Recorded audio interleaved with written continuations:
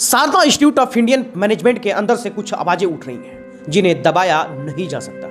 उन आवाजों में दर्ज है कुछ ऐसी बातें जो प्रश्न खड़ा करती हैं। गुरु आस्था और सत्य के बीच जहां एक उम्मीद की लौ जली थी, वहां एक छाया भी पनप रही थी। स्वामी चैतन्यानंद बाबा भी अपना रूप हर बाबाओं की तरह दिखा दिए। इन पर पहले से ही गंभीर आरोप लग चुके हैं, लेकिन हाल ही में दिल्ली के 17 छात्राओं ने उन पर यौन उत्पीड़न और अश्लील संदेश भेजना, मानसिक प्रताड़ना को लेकर आरोप लगाए।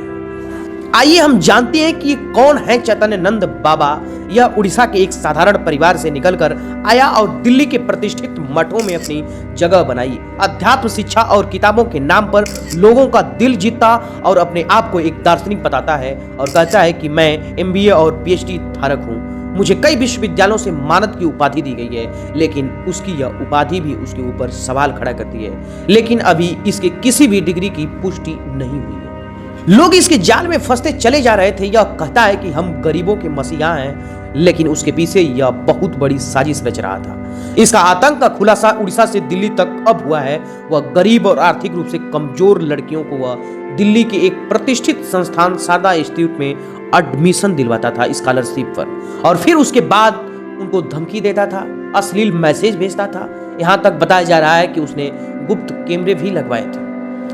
इस बाबा के ऊपर पहले भी 2006 और 2009 में भी मामला दर्ज हो चुका है, लेकिन वह खुलासा नहीं हो पाया। शिक्षा के नाम पर और दर्शन के नाम पर यह लूटने वाला बाबा अभी फरार है और पुलिस इसकी खोज कर रही है। सोचिए, देश में कितने ऐसे बाबा होंगे जिनका तो मामला खुलासा ही नहीं हो पाता है। कितनी लड़कियां उनकी शिकार होती होंगी, कितने लोग उनसे परेशान होंगे। यह तो सिर्फ एक उदाहरण है, ऐसे भारत में कितने होंगे।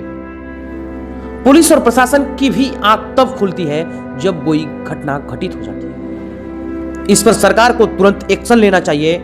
कैसे कोई अपनी बेटियों को बाहर भेजेगा जब ऐसे बाबा धरती पर रहेंगे।